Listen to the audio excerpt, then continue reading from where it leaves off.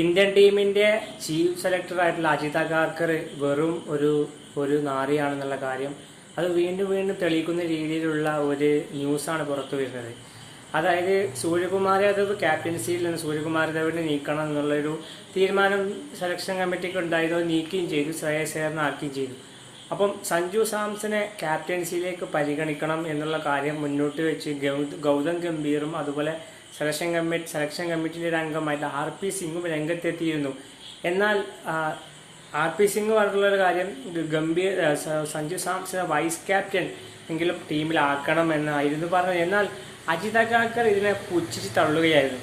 ഈ അജിത് അഗാർക്കർ മനസ്സിലാക്കേണ്ട ഒരു കാര്യം എന്ന് വെച്ച് കഴിഞ്ഞാൽ അഗാർക്കറിൻ്റെ കസേരയൊക്കെ അവിടെ നിൽക്കാൻ കാരണക്കാരൻ സഞ്ജു സാംസനാണ്.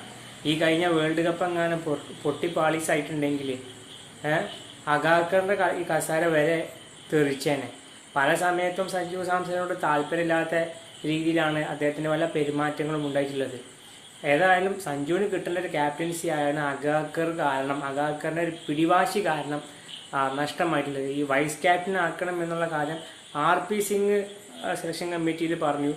എന്നാൽ തിലകിന് പകരം സഞ്ജുവിനെ സീനിയോറിറ്റി പരിഗണിക്കണമെന്ന് പറഞ്ഞപ്പോൾ അതും അഗാർക്കർ തള്ളുകയാണ്. അഗാർക്കറിൻ്റെ ഒരു വാശിപ്പുറത്താണ് തിലക് വർമ്മയെ വൈസ് ക്യാപ്റ്റൻസിയിലേക്ക് നയിച്ചിട്ടുള്ളത്. എന്തായാലും അഗാർക്കർ ഒരു നാറിയാണെന്നുള്ള കാര്യം വീണ്ടും വീണ്ടും തെളിയിച്ചിരിക്കുകയാണ്.